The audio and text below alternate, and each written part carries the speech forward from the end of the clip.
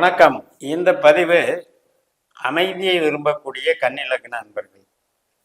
கன்னி என்பது உழைப்புக்கு அஞ்சாதது, எப்பவுமே உழைப்பு சார்ந்து தயாராக தன்னை வைத்துக் கொள்வது. அப்படிப்பட்ட லக்னத்துக்கு கேது பகவான் மார்ச் 6ஆம் தேதி முதல் நவம்பர் 13ஆம் தேதி வரை நம்முடைய லக்னத்திலேயே சந்திரனுடைய நட்சத்திரத்துக்கு பயணிக்கிறார். இந்த காலகட்டத்தில் என்ன மாற்றங்கள் இருக்கும் அப்படிங்கிறத தான் ஆய்வு பண்ணுறோம். இப்போ நம்மளுக்கு கேது நல்லவரா கெட்டவரா அப்படின்னு பார்க்கணும். கேது ஜென்ரலாகவே புதனை போலவும் பரம் தருவார். அப்போ இந்த நம்மளுடைய லக்னாதிபதியே புதன் தான். ஆனால் கேது இருக்கக்கூடிய இடங்கள், அதாவது கேதுனுடைய நட்சத்திரங்கள் இருக்கக்கூடிய இடங்களை பாருங்கள். நம்ம கன்னியா லக்னத்திலிருந்து 4ஆம் இடமான தனுசுல மூலம் நட்சத்திரமாக இருக்கிறார். 8ஆம் இடமான மேஷத்துல அஸ்வினி நட்சத்திரமாக இருக்கிறார். 12ஆம் இடமான சிம்மத்துல மகம் நட்சத்திரமாக இருக்கிறார். இப்படி 4, 8, 12 என்பது சம்ஹாரஸ்தானம். அதாவது அறம், பொருள், இன்பம், வீடுன்னு சொல்லுறோம் இல்லையா? அதுல இது 4வது பிரிவு. அதாவது ஆகாத ஸ்தானங்கள். அந்த ஆகாத ஆற்றல் உள்ள ஒரு கிரகம்தான் நமக்கு கேது. அப்படிப்பட்ட கேது உண்மையிலேயே எங்கே இருந்தா நல்லது அப்படின்னா, இப்போ 8ஆம் இடத்துலயே இருந்தா 8ஆம் இடம் வலுத்துரும், 12ஆம் இடத்துல இருந்தா 12ஆம் இடம் வலுத்துரும். அதே நேரத்தில் நமக்கு ஏதோ ஒரு இடத்துல அவர் இருக்கிறாரு அப்படின்னா இந்த ஆற்றலை எப்படி பெருக்கிறாரு அப்படிங்கிறதையும் பார்க்கணும். அவரு எந்த நட்சத்திரத்துல போறாரோ அந்த நட்சத்திரப்படியும் நமக்கு வேலை செய்வார். இப்ப அப்படி பார்க்கும்போது நமக்கு லாபாதிபதி, நம்ம லக்னத்திற்கு 11ஆம் அதிபதி கடகராசி, 11ஆம் அதிபதியான சந்திரனுடைய நட்சத்திரத்துல தான் இப்ப போறார். இந்த 11ஆம் இடம் என்பது நம்மளுடைய அபிலாஷைகள். என்னவெல்லாம் வாழ்க்கையில நம்ம எதிர்பார்க்கிறோமோ அந்த எதிர்பார்ப்புகள் எல்லாம் பூர்த்தி அடையுமா அப்படிங்கிற கேள்விக்கு பதில் சொல்லக்கூடிய இடம் தான் அந்த 11ஆம் இடம். அது லாபஸ்தானம் அப்படின்னு சொல்லுவோம். அதே நேரத்தில் மூத்த சகோதரம், சகோதரி, நண்பர்கள், வெளிவட்டார பழக்க வழக்கங்கள் அத்தனையும் குறிக்கக்கூடிய. இப்போ அப்படிப்பட்ட சாரம் வாங்கி புதனாகவும் செயல்படக்கூடிய கேது என்ன பண்ணுவார்னா, நம்ம சிந்தனையில் சில எதிர்பார்ப்புகளை உருவாக்கிட்டு மாற்றம் பண்ணிக்கிட்டே இருப்பார். ஏற்கனவே ஒரு குறிக்கோளில் இயங்கிக்கிட்டு இருப்போம். இந்த கேதுவனுடைய சந்திர சஞ்சாரம் வந்த உடனே வேறு வேறு சிந்தனைகளை தூண்டிவிட்டு வேடிக்கை பார்ப்பார். அது அலைபாயும் மனது அப்படின்னு எடுத்துக்கலாம். வேவரிங் மைண்டுன்னு சொல்றோம் இல்லையா? அப்ப அந்த விஷயத்துல நம்ம ஜாக்கிரதையா. ஏனென்றால் இப்ப நமக்கு லாபாதிபதி ஸ்டார்ல நல்லதுதான் பண்ணணும் அப்படின்னா அந்த கேது நமக்கு 12ஆம் இடத்தை வளர்க்குறாருன்னு புரிஞ்சுக்கணும். இந்த 12ஆம் இடம்ங்கிறது என்ன அப்படின்னா, நம்மளை நாமளே இம்சைப்படுத்திக் கொள்வது, நமக்கு நாமே துன்பத்தை வரவழைத்துக் கொள்வது, நமக்கு ஏதாவது ஒரு வகையில செலவுகளை வைக்கிறது. அதாவது விரயம்னாலே என்னன்னா, உபயோகம் இல்லாத செலவைத்தான் விரயம் அப்படிங்கிறோம். ஏதாவது நல்ல செலவுகளை சுப விரயம்னு சொல்லுவோம். ஜென்ரலா விரயம் அப்படிங்கிறது ஒரு தண்ட செலவு அப்படிங்கிறது. அப்ப அந்த வகையில அந்த ஆற்றலை டெவலப் பண்றாரு அப்படிங்கிறத எடுத்துக்கணும். அப்ப நமக்கு வரக்கூடிய திட்டங்கள் எல்லாம் எப்படி இருக்கும்?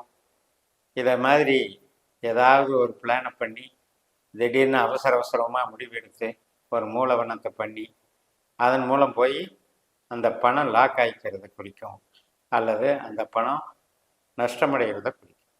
அப்ப இந்த மாதிரி அமைப்புகள் இந்த மனப்போராட்டத்தினால தான் வருது.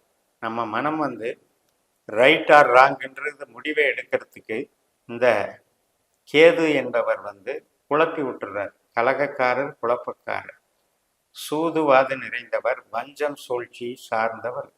ஆனால் அதே நேரத்தில் ஞானகாரர். இப்ப ஞான மார்க்கம்னு எடுத்துக்கிட்டீங்கன்னா ஒரு உபாசனை வழி, ஒரு தெய்வீக ஆற்றல், இஷ்ட தெய்வ வழிபாடு, ஒரு கலையை எடுத்துக்கிட்டு அதை நாங்கள் பயிற்சி பண்றது, ஒரு தெய்வத்தை எடுத்துட்டு அதை வழிபாடு பண்றது. தெய்வம் சார்ந்த நடவடிக்கைகள் எப்படி இருக்கும்னா, நமக்கு மன அமைதியை கொடுக்கும். அதுக்கும் பொருளாதாரத்துக்கும் சம்பந்தம் இல்லை. அதனால் அகம் சார்ந்து இந்த கேது பகவான் உங்களுக்கு நன்மை தருவாருங்கிறதுலையும் சந்தேகம் இல்லை. நன்மைன்னா என்னன்னா, நமக்கு இறையருளை தேடுபவர்களுக்கு இறையருள் கிடைக்கும்.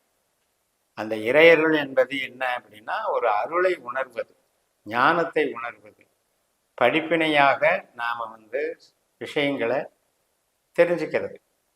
இது எவ்வளவு நல்லது கெட்டது வாழ்க்கையில் இருக்கு. அதனால இது எல்லாத்துக்குமே எண்டு பாயிண்ட் கிடையாது. அப்போ நம்ம எண்டு பாயிண்ட்டுங்கிறது இறைவனை நோக்கி பயணிப்பது தான் அப்படின்ற அந்த ஞான மார்க்கத்தை பின்பற்றுபவர்களுக்கு இந்த கேது சப்போர்ட் பண்ணுவார். ஆனால் பொருளாதார ரீதியாகவோ அல்லது இப்போ நம்ம உறவுகளில் ஒரு சிலருக்கு ஒவ்வொரு காலகட்டத்தில் பேச்சுவார்த்தைகள் பேசும்போது சில அபிப்பிராய பேதங்கள் உருவாகிறதுலையும் கவனமாக இருக்கணும்.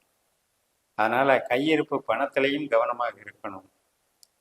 நம்முடைய அறிவு ஆற்றலை பயன்படுத்துறதுக்கு சரியான நேரம், ஆனால் மூலதனம் இல்லாமல் பயன்படுத்த வேண்டும். உங்களுடைய மூளை உழைப்பை மட்டும் பயன்படுத்த வேண்டும். அதுக்கு சரியான நேரம்.